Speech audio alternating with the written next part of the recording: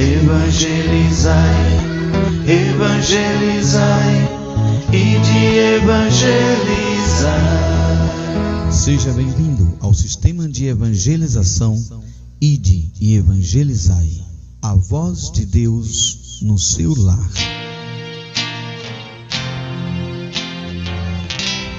Despertar da Fé.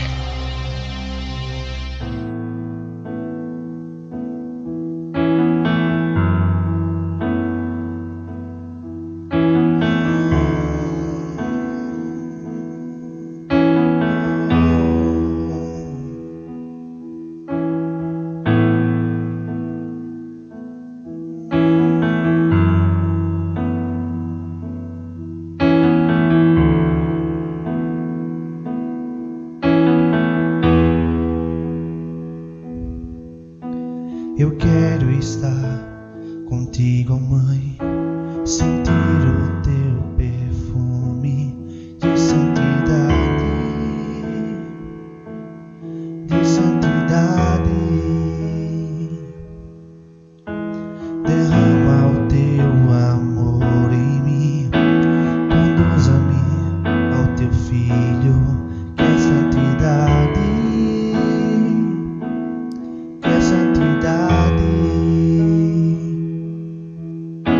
Eu quero estar contigo, mãe, sentir o teu perfume de santidade,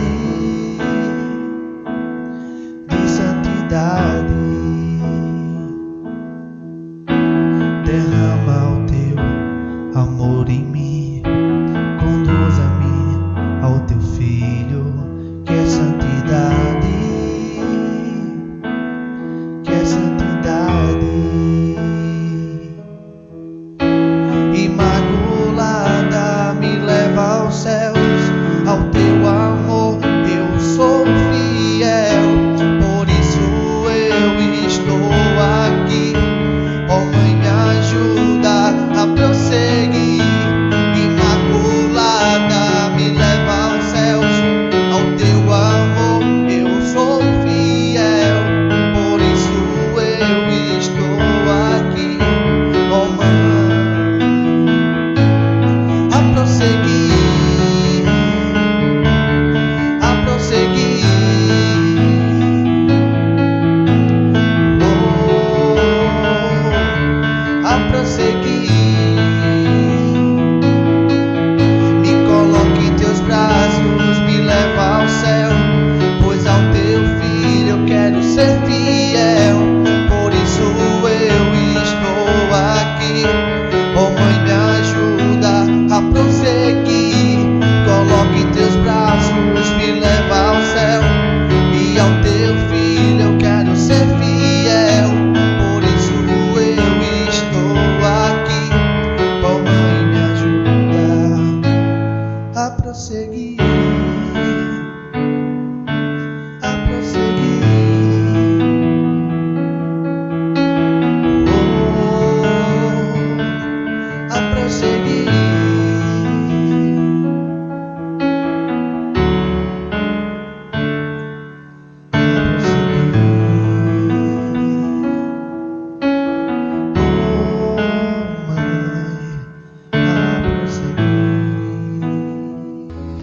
Evangelizai, evangelizai e de evangelizar.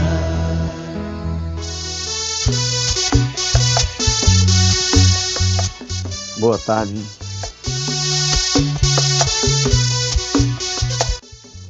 Será que estou fazendo tudo conforme o Evangelho me pede, conforme a vontade do Pai, de deixar tudo por amor ao Evangelho?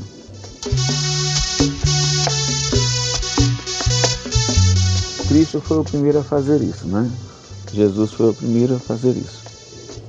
Ou seja, aquilo que ele lá na frente pede ao jovem rico, né, que deixe tudo, venda tudo, dê aos pobres e depois o siga.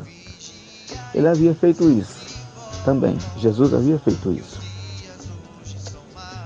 Jesus, com 30 anos de idade, já antes dos 30, ele já tinha uma missão. Já tinha uma missão que se estendeu até uma decisão de sua apresentação ao povo daquela época. Mas já antes, ele já tinha uma missão sendo exercida, que era a missão de anunciar o reino dos céus. Jesus e João Batista. João Batista foi quem preparou, ele foi o precursor que preparou a apresentação de Jesus à sociedade, quem de fato Jesus era. Mas Jesus já havia tomado essa decisão, ele já havia se apresentado de alguma forma para o povo quem ele era.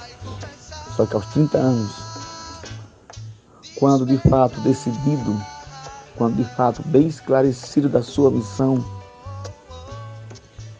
e quero enfatizar aqui porque eu usei a palavra decidido, porque Jesus, como homem, nasceu igual a qualquer um de nós, sujeito às fraquezas, igual a qualquer um de nós. Por isso a decisão. Se Jesus não tivesse nascido igual a qualquer um de nós, também nas fraquezas, só que a diferença é que ele não caiu nas fraquezas de homem, de carne. Se não tivesse sido assim, o diabo não o havia tentado, de maneira nenhuma. Quando Jesus fecha aos 30 anos de idade, ele decide, já depois da morte de seu pai adotivo José, ele decide de fato a missão. Aí ele deixa a casa do pai, deixa a oficina, o trabalho e vai anunciar o reino dos céus. Ou seja, Jesus não cobra ou não manda nenhum dos que vem ouvindo a ele, nenhum daquelas pessoas que vão seguindo a ele. Jesus não cobra dessas pessoas ou manda essas pessoas fazerem algo que ele não fez. Ele havia feito. Como ele lá na frente vai dizer, se eu venci o mundo, vocês também podem vencer o mundo. Então Jesus ele é bem claro. Ele fez primeiro para dar-nos a capacidade de cada um de nós fazer. De cada um de nós também entender que podemos. Aí as pessoas têm a mania de dizer, porque ele era Deus. Jesus era 100% Deus e era 100% homem. A divindade de Jesus ela é um mistério a ponto de se explicar por que 100% Deus, porque quando ele entrava numa mística, ele abria as portas e conseguia ter contato com o Pai. Mas por que ele conseguia abrir essas portas? Porque ele, como homem, soube viver a obediência na carne. Como a palavra mesmo vai dizer que ele foi obediente até a morte e morte de cruz. Então, na carne, ele se fez obediente. Então, se Jesus não tivesse sido obediente na carne, ele não teria conquistado tanta mística do Pai, tanta mística de Deus. Por isso que ele disse, eu venci o mundo. Esse se, ele quer dizer, eu fui homem como você, eu passei pelas tentações como você, eu passei fome como você, eu passei sede e frio como você. Então, se eu, sendo igual a um de vocês, venci, vocês também podem vencer. Está entendendo? Então, Jesus vai e faz isso. Jesus, ele deixa a oficina do Pai, não é fácil, porque Maria dependia, a mãe de Jesus dependia do trabalho do carpinteiro, que agora era Jesus, José já havia falecido. Ele deixa a oficina do Pai para anunciar o reino dos céus e começa a chamar mais 12 homens. Você imagine o que é 12 homens, eu estou falando de homens, não estou falando de moleques, não estou falando de crianças, não estou falando de pessoas desocupadas, eu estou falando de homens. Imagine o que é 12 homens com responsabilidades, com família igual a Pedro, igual aos demais, André, por exemplo. Não sei se vocês sabem, a maior idade do povo hebreu, de um judeu, é 12 anos, se tratando do homem, do sexo masculino. E se tratando do sexo feminino, é 13 anos. Então, com 12 anos, naquela região, um jovem já tem responsabilidade de assumir a mesma função e o mesmo peso que um pai, que um chefe de família lá em sua região assume. Então André, Tiago e João, todos eles já eram homens, já tinham sentido o peso das responsabilidades da família de manter o alimento na casa. Por isso que Jesus vai encontrá-los aonde? À beira do mar da Galileia, pescando, porque eles tinham responsabilidades financeiras de manter a família. Aí Jesus vai, imagina o que é, volto a dizer, Jesus chamando 12 homens, homens trabalhadores, homens com responsabilidades, para sair à toa pelo meio do mundo anunciando o Evangelho. Isso é fácil? Não, não é fácil. Porque ele diz, a raposa tem suas tocas e as aves têm os seus ninhos, mas o Filho do Homem não tem onde reclinar a cabeça. Essa instrução Jesus passou para aqueles que queriam seguir. Por isso que seguir Jesus não é fácil. Você sair pelo meio do mundo feito homem, tendo filho, tendo famílias, para poder então abraçar a missão de Jesus. Para poder então seguir a Jesus. Na visão do povo daquela época, Jesus ele não era nada mais, nada menos do que um rebelionista, do que um grande desocupado que queria agora infernizar a vida do governo.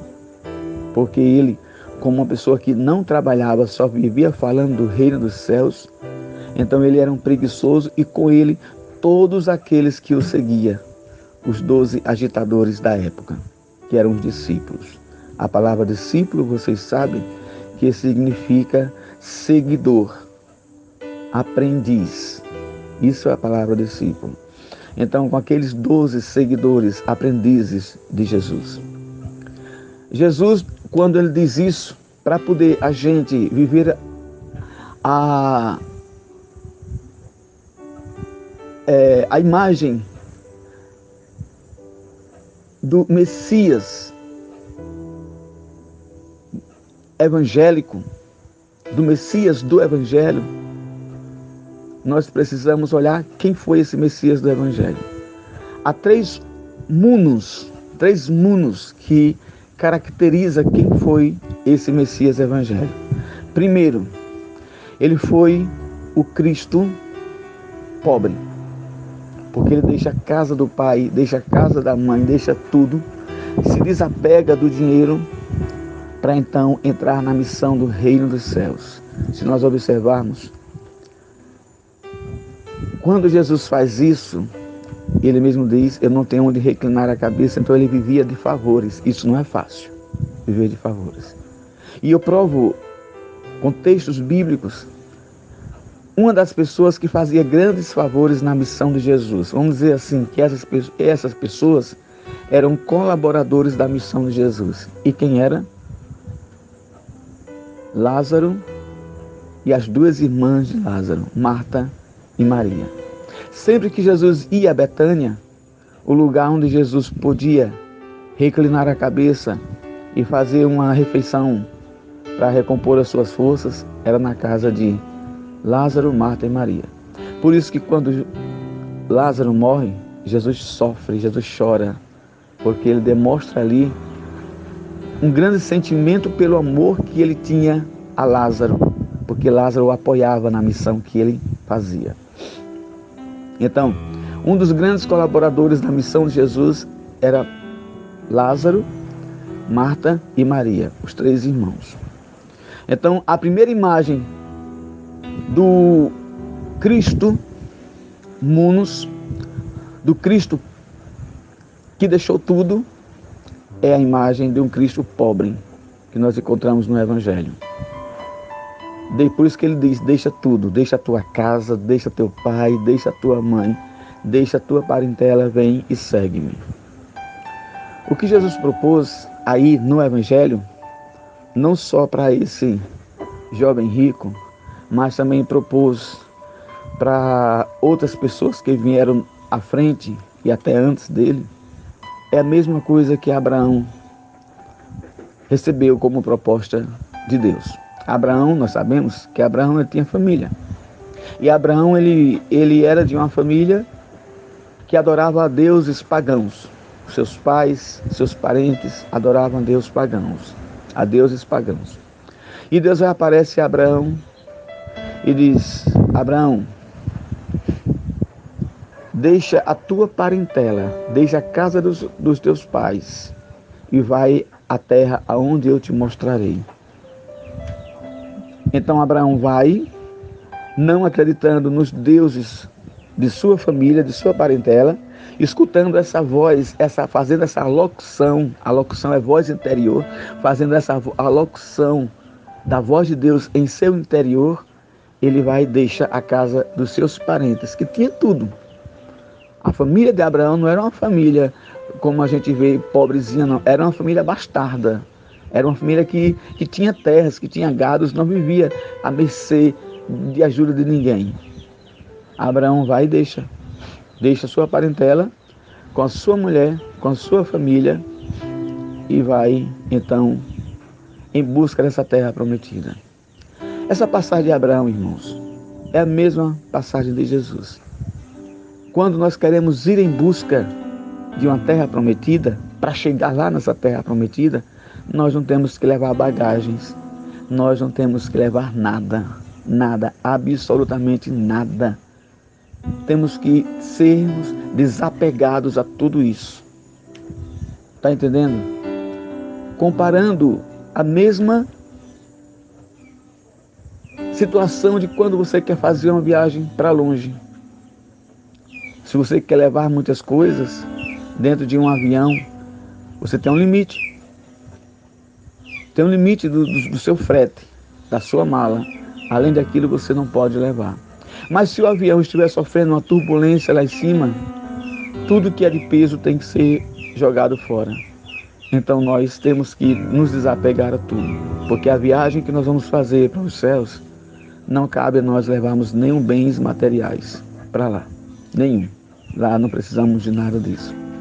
Por isso que Jesus disse para este jovem rico, deixa a tua casa. Deixa tudo, vem e segue-me. É a imagem, primeiro, de uma pessoa pobre, o Cristo pobre. A outra imagem, a outra característica da imagem de Jesus é o Cristo obediente. Abraão obedeceu sem saber nem para onde ia, mas obedeceu a voz que fazia locução em seu interior, que era a voz de Deus. Não questionou, por isso que Abraão é o pai da fé. Ele não questionou, ele simplesmente ouviu e obedeceu. Então, Cristo também, ele tem essa imagem de um homem obediente, de uma pessoa obediente, e a imagem que nós devemos seguir, de um Cristo obediente. Primeira imagem, o Cristo pobre. Segunda imagem, os cristãos que nós que somos seguidores de Cristo, temos que seguir também a imagem do Cristo obediente nas nossas vidas. Deus já falou comigo, Deus já falou com vocês, Deus fala com todos nós. O problema é que nós não somos obedientes, não queremos obedecer e arranjamos e encontramos muitas desculpas para o que nós queremos e não para o que Cristo quer. Como aquele que diz, Senhor, eu quero te seguir, mas deixa-me primeiro enterrar os meus parentes que morreram. Jesus vai e diz, deixa que os mortos enterrem seus mortos. Ou seja, tudo aqui é passageiro, tudo aqui passa. Então, se eu tenho um maior apego à família, aos filhos, ao pai, à mãe, e não amo em primeiro lugar a Cristo, que lá é o primeiro mandamento, amarás ao Senhor teu Deus de todo o coração. O primeiro mandamento é esse, amar ao Senhor teu Deus de todo o coração, mais do que tudo nessa vida. O primeiro mandamento é esse. Então, se eu não coloco esse Cristo, esse Deus na minha vida como o meu primeiro amor e o meu maior e único amor, então eu não consigo ouvir. Porque se nós formos levar isso para um lado de relacionamento, é o que eu sempre costumo fazer, porque Cristo tem esse relacionamento com o seu povo, ou seja, é o noivo e a noiva, né? O esposo e a esposa, a igreja, né? E o Cristo. Então, existe um relacionamento amoroso aí. Se eu o amo, eu vou escutá-lo. Sabe por quê, irmãos? Porque quando a moça está apaixonada por um rapaz, a família fala o que quiser daquele rapaz. Ela não quer saber de nada. Ele pode ser o pior, ele pode ter a pior índole, mas a moça, encantada por ele, deixa todos os comentários negativos da família em relação àquela pessoa e porque o ama, segue, obedece. Está entendendo? Assim também somos nós como igreja. Se nós amamos a Cristo, falem o que quiser de Cristo, digam o que quiser de Cristo, deem o mau exemplo que quiser de Cristo, mas eu olho para Cristo. Então é olhando para Cristo que eu aprendo a ser obediente. Eu obedeço, porque Cristo, quando chegou na face da terra como homem, o que ele encontrou? Tudo deturpado, tudo virado em relação àquilo que Deus havia mandado para que os judeus cumprissem. E Jesus não olhou, em hipótese nenhuma, todo o comportamento errado do seu povo judeu. Como a palavra diz, ele veio para os seus e os seus não receberam. O que Jesus simplesmente quis viver neste mundo foi a obediência ao Pai. Um homem na carne, um Deus na carne, que provou que na carne podemos obedecer. Então temos que trazer em nós a imagem desse Cristo obediente. É o segundo munus da pessoa de Cristo que temos que viver. E o terceiro munus da pessoa de Cristo que temos que viver é do Cristo casto. De um Cristo que faz a opção somente pelo Evangelho. Guarda a sua castidade, guarda a sua santidade, porque ele decide viver desta maneira. Irmãos, a expressão aqui de um Cristo casto, virgem, né? Não quer dizer que uma pessoa, para viver a missão, ela não tenha que se casar. Ela pode se casar. O que quer dizer é o seguinte: nós temos que ter maturidade das nossas escolhas. Se eu quero ser uma pessoa virgem, virgem em todos os sentidos da sexualidade, também temos que ser virgem da mente, purificar a nossa mente. Porque tem muitas pessoas que são casadas, mas são pior do que aquelas que não são casadas. Tem a sua mulher dentro de casa, tem aonde ele se relacionar, porque Deus fez isso, mas ele é pior do que muitas pessoas profanas, vivem com o evangelho debaixo do braço, vivem com o evangelho dentro da sua casa, mas também vivem com o celular, vendo filmes e vídeos pornôs e buscando mulheres lá fora e vivendo totalmente um adultério no seu relacionamento. Aonde está, meu irmão, a imagem de um Cristo virgem, casto na tua vida? Porque a castidade não quer dizer que eu não possa me relacionar com a minha esposa, mas que eu tenha relação com ela e somente para ela eu sou esse homem. E para a sociedade e para os prostitutos e as prostitutas eu sou virgem, porque eu não me relaciono com eles. Eu não como da ideia deles, eu não comungo da ideia deles. Essa é a terceira imagem, é o terceiro munus da pessoa de Cristo que nós, como cristãos, seguidores de Cristo, temos que trazer a vida do Evangelho. A vida do Evangelho é o Cristo do Evangelho que nós temos que trazer para nós. Estão entendendo? Então tá aí. A imagem de um Cristo virgem, a imagem de um Cristo casto, dado somente para a sua esposa. Eu sou do meu amado e o meu amado é meu. Estão entendendo? Eu sou do meu amado, nenhuma mulher me encanta, nenhum outro ser, nenhuma outra pessoa neste mundo me encanta, a não ser a minha esposa. A não ser a minha esposa. Só nela eu encontro o meu prazer. Só nela eu encontro o meu prazer. O homem é dado desta forma quando ele se espelha em Cristo. Ele se torna, dessa maneira, um sacerdote do lar. Porque eu não sei se nós sabemos, se vocês sabem, aliás, não sei. Mas dentro de uma casa existem 3 altares. Existe o altar da procriação, que é o altar onde existe o fiat, o faça-se, que é o quarto do homem e o quarto da mulher, do casal. Naquele quarto ali, naquela cama ali, aquela cama é um altar, onde Deus participa daquele relacionamento. E Deus diz ali que é para crescer e multiplicar, é uma relação abençoada. Quando um homem trai a sua mulher, ele profana este altar. Ele profana essa mística do Evangelho, essa mística da palavra de Deus. O outro altar da família é a mesa do alimento, a mesa da refeição.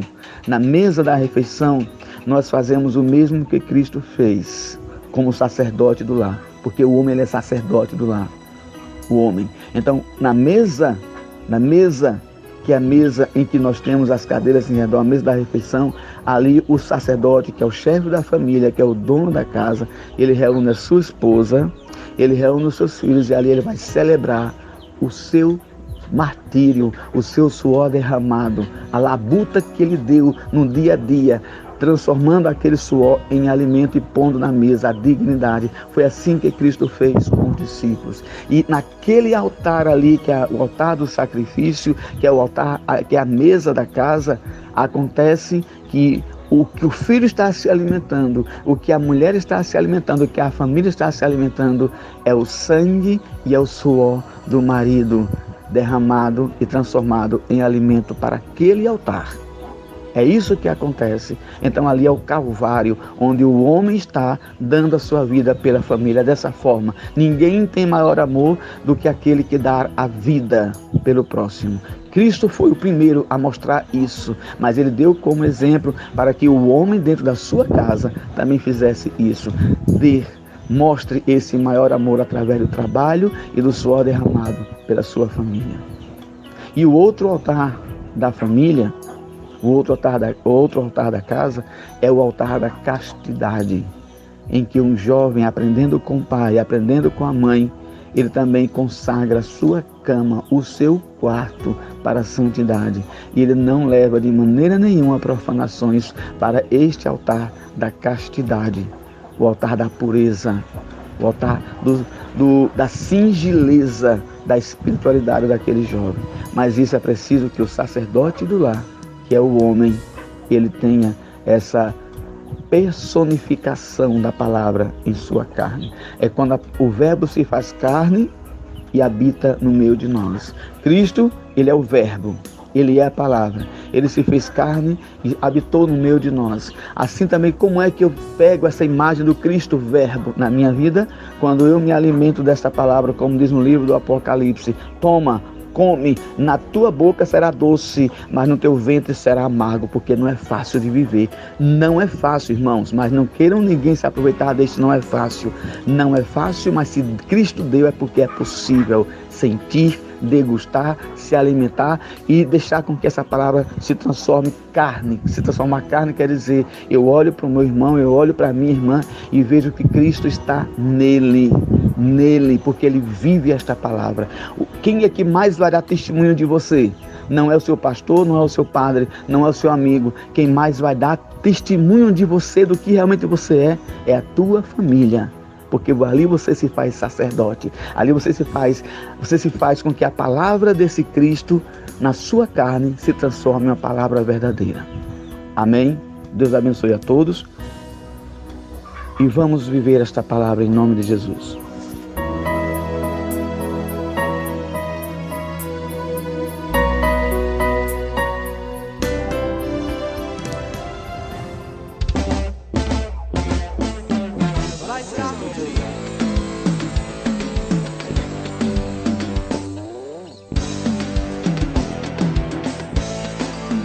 Vai sacudir, vai levantar poeira aqui nesse lugar, aqui na terra inteira.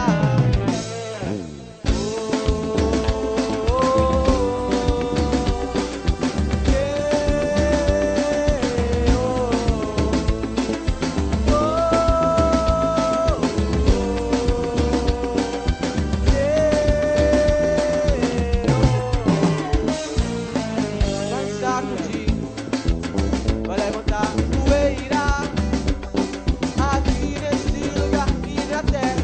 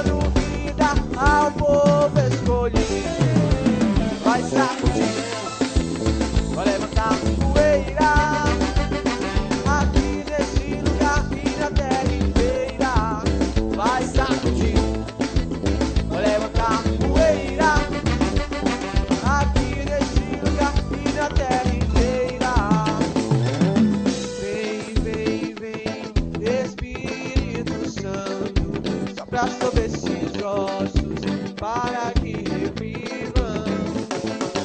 Vem, vem, vem, Espírito Santo, sopra sobre esses ossos para que revivam.